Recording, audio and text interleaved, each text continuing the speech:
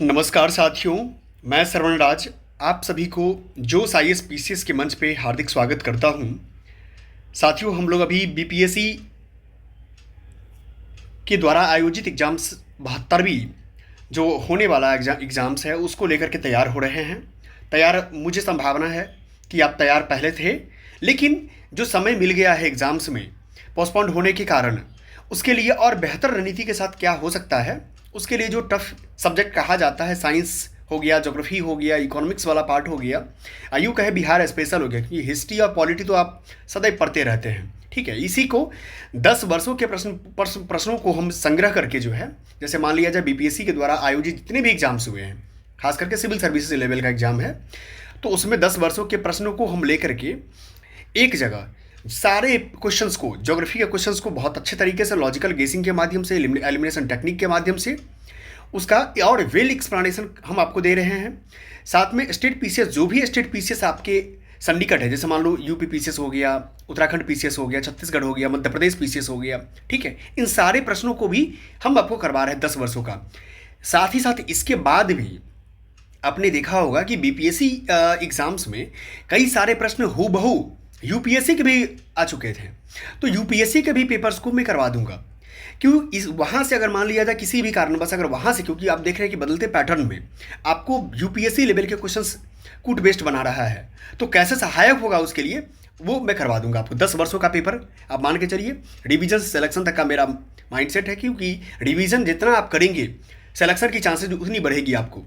ये आपके लिए आज क्लास लेक्चर 5 है, इसका मतलब है कि 1 2 3 4 ऑलरेडी हो चुका है, जिसके अंतर्गत हम लोगों ने बहुत अच्छे तरीके से 72वीं होने वाला है ना, तो 71 से लेकर के पीछे बैक हो रहे हैं। ठीक है, तो बहुत अच्छे तरीके से है, आप अगर नहीं देखे तो जाकर के देखिए।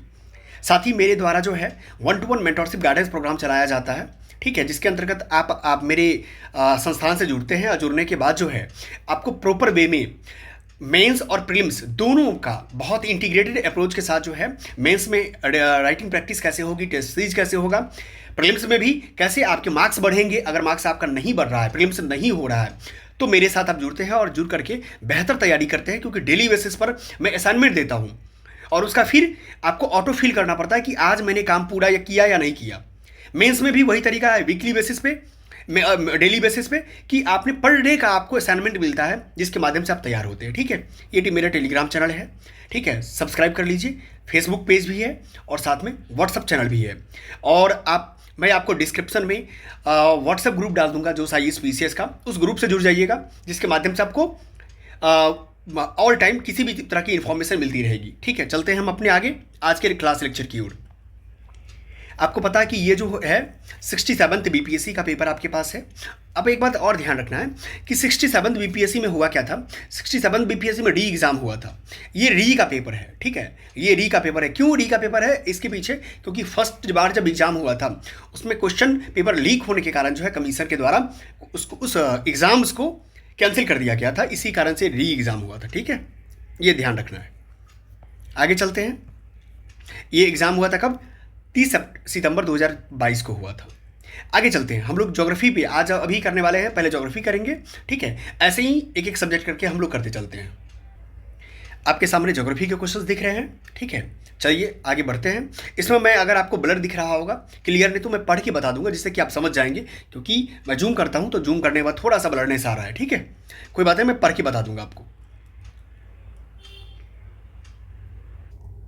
अब देखिए 81 नंबर क्वेश्चन क्या कहता है। 81 नंबर क्वेश्चन कहता है, पढ़िए, पढ़ करके जवाब दीजिए। सौर मंडल का प्रधान आकाशीय पिंड कौन सा है? क्या है, सौर मंडल का प्रधान आकाशीय पिंड कौन सा है? तो आप जानते हैं कि सौर मंडल में, सोलर सिस्टम में आपको सबसे बड़ा चीज़ क्या है, कि सबसे मेन जो होता है आपको क्या होता है, पृथ्वी तो जानते हैं ग्रह है, ये तो नहीं होगा, बृहस्पति भी ग्रह है, शनि भी ग्रह है, सूर्य ही होता है, जिसके सेंटर के चारों केंद्र मान करके जो है जितनी भी ग्रह है उसके मान लिया जाए ये सूर्य है, इसके चारों ओर क्या होता है, चक्कर लगाती है, यानी जितने भी ग्रह है, इसका मतलब ये सबसे बीच में क्या है, सूर्य है। चलिए 81 नंबर हो गया। 82 नंबर क्वेश्चन, पृथ्वी की आंतरिक परत जो है नीफे के निर्माण में किन तत्वों की प्रचुरता होती है? अब देखिए मैं बता रहा हूँ इसका। ठीक है, क्या चीज़ें असल दरअसल है क्या। अब यहाँ पर आप देख पा रहे हैं, नीफे मतलब निकेल प्लस आयरन Fe, अब देखिए यहाँ पर ये दोनों है, अब यहाँ पर देखिए नीफे मतलब निकेल प्लस आयरन की बारे में बात हो रही है, फेरस की बारे में, सिलिका सिलिका कैंसिल हो जाएगा, यहाँ भी सिलिका, यानी कि एक ही जगह आपको निकेल और फेरस मिल रहा है। इसके लिए इसका आंसर क्या होगा, डी होगा। बिना सोचे बिना कुछ किए आपके पास नॉलेज आ रहा है। ये कहाँ आंतरिक परत कौन सा होता है, मान लो कि जैसे कि अगर ये चीज़ें हैं तो इस तरीके से आपका बनता है, ये मान लो कि कोर हो गया, आंतरिक हो गया, ये क्रस्ट हो गया, ऊपर का जो भूपर पट्टी होता है ये क्रस्ट हो गया, ये मेंटल हो गया, ये कोर हो गया, इसी में नीफे आपको रहता है। ठीक है, आगे चलते हैं।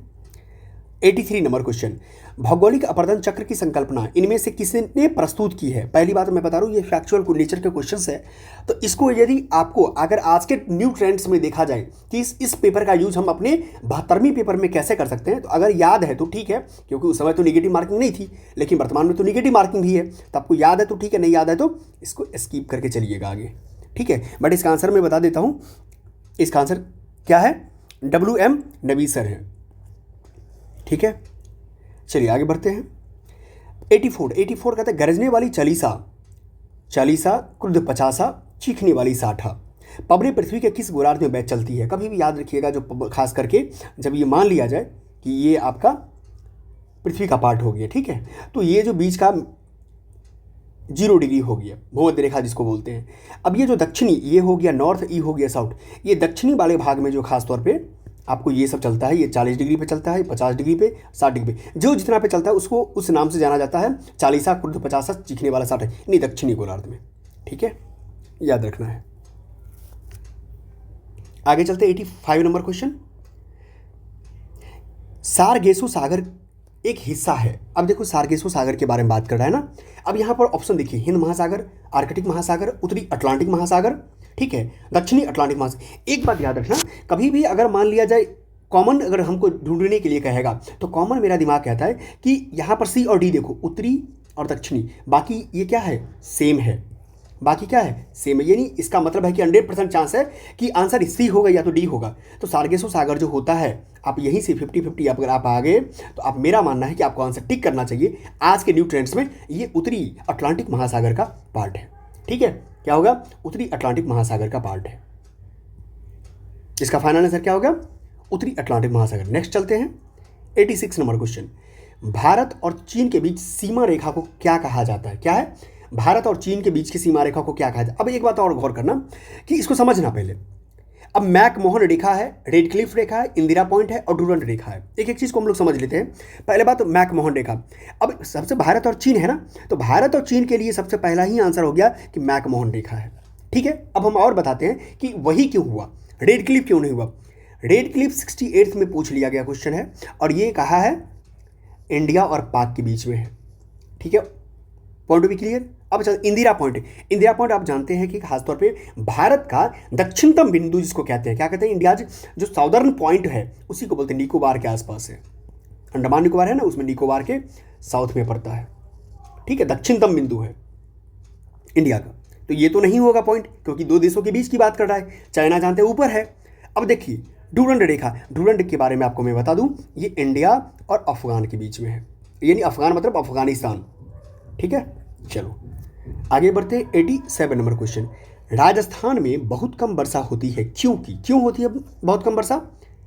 अब देखो यहाँ पे अगर बात करोगे, ये पार्ट में जो बनता है राजस्थान वाला पार्ट में, यहाँ क्यों कम वर्षा होती है, तो इसके पीछे मानसून इस क्षेत्र में पहुँचने में असफल रहता है, यहाँ बहुत गर्मी होती है, यहाँ जल उपलब्ध नहीं है, और इस प्रकार जो है हवाएं शुष्क रहती है, हवाएं किसी प्रकार की बाधाओं को पार नहीं करती है, जिसके कारण ठंडा होने की आवश्यक ऊंचाई नहीं प्राप्त होती। अब एक बात गौर करना, इस वाले प्रश्न में जितने भी मैंने आपको इससे पहले भी करवाया है, 71 से लेकर के आज तक आपने पेपर में देखा होगा कि जो भी ऑप्शन में अगर कमीशन एक्सप्लेनेशन के साथ देना चाहती है, बहुत डिस्क्रिप्टिव वे में लिखती है, मैक्सिमम चांस होता है कि वो उसका आंसर होता है। अब देखो ये 1 लाइन में कंप्लीट कर दिया, ये भी और ये भी कर दिया, यानी यही एक ऑप्शन है जो विस्तृत करके दे रहा है, डिस्क्राइब करके दे रहा है कि मैं आपका आंसर हूं, मुझे टिक करो। इतनी इजी क्वेश्चन है, इसका मतलब एग्जैक्टली इसका आंसर क्या होगा, डी होगा। ठीक है, राजस्थान में बहुत कम वर्षा होने के पीछे का रीजन यही है कि हवाएं जो है किसी प्रकार की बाधाओं को पार नहीं करती है, जिसके कारण ठंडा होने के लिए आवश्यक ऊंचाई नहीं प्राप्त होती है। ठीक है, चलो अब नेक्स्ट चलते हैं 88 नंबर क्वेश्चन। अब 88 नंबर क्वेश्चन क्या कहता है, इस चीज़ को गौर करना है आपको। भारत में बाघ परियोजना यानी टाइगर प्रोजेक्ट के बारे में बात 1973 में चालू की गई थी। अब आपको मैं बता रहा हूँ, अब जस्ट मैंने बताया है 68th का जब बीपीएससी का मैं जब क्वेश्चन कर रहा था पीवाईक्यू में जाकर देखना, आप आपको मैंने करवाया हुआ है लेक्चर नंबर 3 या 4 जो भी होगा उसमें करवा दिया है, तो मैंने ये सही है आपका, ठीक है।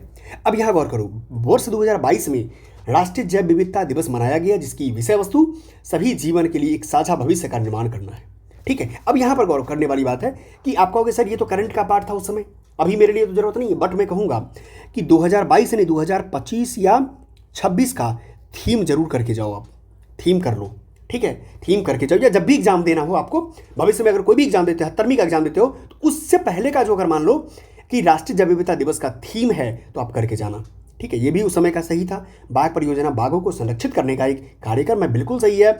1, 2, 3 के आधार पर इसका आंसर डी होगा। आगे चलते हैं, करेबा क्या है, करेबा किस प्रकार की खेती के लिए प्रसिद्ध है, गौर करना, करेबा किस प्रकार की खेती। अब देखो करेबा यहाँ केला, अब आपके मान लो कि सपोज करो कि आप बिहार के किसी भी राज्य से आते, डिस्ट्रिक्ट से आते हैं, वहाँ पर अगर मान लेते केला तो किसी भी जगह होता है, क्या आपकी अपनी फैमिली में किसी के मुंह से सुना कि ये करेबा मिट्टी है, नहीं सुना होगा, इसीलिए हटा दीजिए। आम, आम के लिए भी आपके यहाँ होता है। अंगूर, अब दो चीज़, अंगूर भी होता है, मैंने तो देखा है कि अंगूर आसपास में कई पेड़ को मैंने देखा है, ठीक है, पौधा टाइप का बना रहता है वो चीज़, बट वो कहीं लटकाया जाता है, उस पर होता है, ठीक है। तो ये बचा कौन, एक केसर बचा, ठीक है, करेबा, तो इसीलिए, और ये खासतौर पे करेबा मिट्टी जम्मू कश्मीर में होता है, ठीक है। चलो इसका आंसर क्या हो गया, बी हो गया। भारत का कौन सा राज्य थोरियम उत्पादन में अग्रणी है, थोरियम के लिए जाना जाता है। आप जानते हैं कि मोनाजाइट की जो रेत होता है वहाँ सैंड माइनिंग किया जाता है, वहाँ से थोरियम प्राप्त करते हैं हम लोग। कहाँ है मोनाजाइट, केरल में है, कहाँ है, केरल के कोस्टल एरिया में है, ठीक है। बिहार नहीं होगा, झारखंड नहीं होगा, मध्य प्रदेश नहीं होगा, ठीक है। आगे बढ़ते हैं, अब अखबारी कागज के बारे में। अखबारी कागज उद्योग निम्न में से किस स्थान पर अवस्थित है, आप जानते हैं नेपानगर का नाम। ये अखबारी कागज जो है ना नेपानगर में है, ये फैक्चुअल नेचर क्वेश्चन है, इसीलिए इसको फैक्चुअल तरीके से ही देखना है आपको। सतना मध्य प्रदेश में ही है, दुर्गापुर वेस्ट बंगाल में है, कानपुर यूपी में है, नेपानगर एमपी में है, याद रखना है। अच्छा एक बात और, मैं आपको एक बात और बता रहा हूँ, यहाँ ट्रिक्स की अगर बात करोगे सर आप कुछ ट्रिक्स भी बताइए। आप एक बार गौर करो, ये भाई साहब कहाँ का है, एमपी का है, ये WB का है, वेस्ट बंगाल का है, ये भी एमपी का है, और ये यूपी का है। अब दो चीज़ एमपी का, इसका मतलब 50-50 यहाँ भी दिख रहा है मुझे, यहीं या तो ए होगा या तो सी होगा, यहीं से मारो आंसर आप, ठीक है। देखो नेपानगर ले भी लिया। चलो आगे बढ़ते हैं, 92 नंबर क्वेश्चन। भारत में प्रथम कोयला खान कहाँ खोदी गई थी, क्या है, भारत में प्रथम कोयला खान कहाँ खोदी गई थी, ये है आपको वेस्ट बंगाल। कहाँ है, वेस्ट बंगाल रानीगंज। कहाँ है कोयला के लिए, वेस्ट बंगाल रानीगंज में है, ठीक है, समझ में आ गया। अब जानते हैं झरिया कहाँ पे है, झरिया जानते हैं झारखंड में पड़ता है,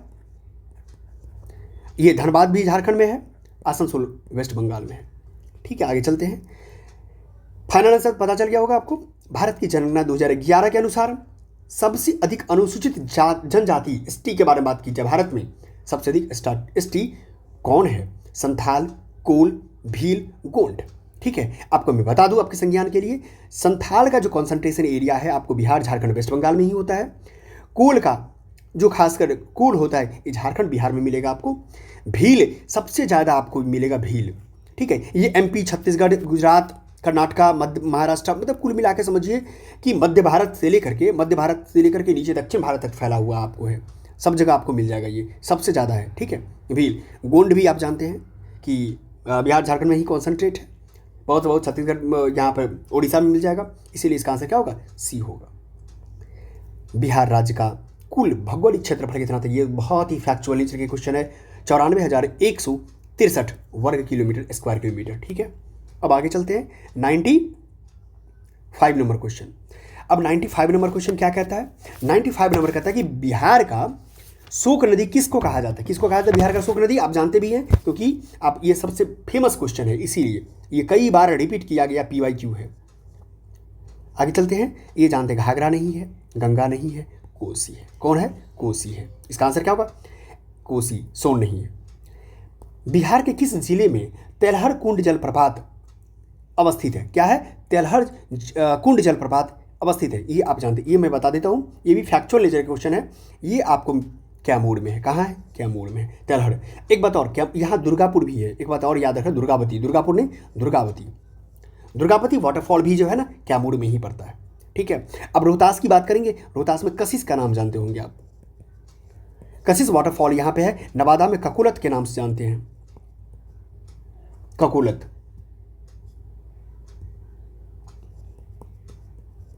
ठीक है। खगोलत वाटरफॉल नवादा में है, कशिश हो गया रोहतास में, सासाराम में जिसको आप सासाराम कहते हैं, सासाराम मतलब रोहतास कह सकते हैं इसको, ठीक है। अब आगे चलते हैं, 97 नंबर क्वेश्चन, एशिया की सबसे बड़ी एवं ताज़ा जल वाली गोखुर झील क्या है, गोखुर झील बिहार की कौन सी है। अब जानते हैं सबसे फेमस है गोखुर झील के बारे में, बेगूसराय में पड़ता है और वहाँ पक्षी अभ्यारण्य, वो रामसर साइट भी उसको दे दिया गया है, ठीक है। ये कहाँ है, कानवर, जिसको कांवर लेक हम लोग बोलते हैं, क्या बोलते हैं, कांवर लेक बोलते हैं।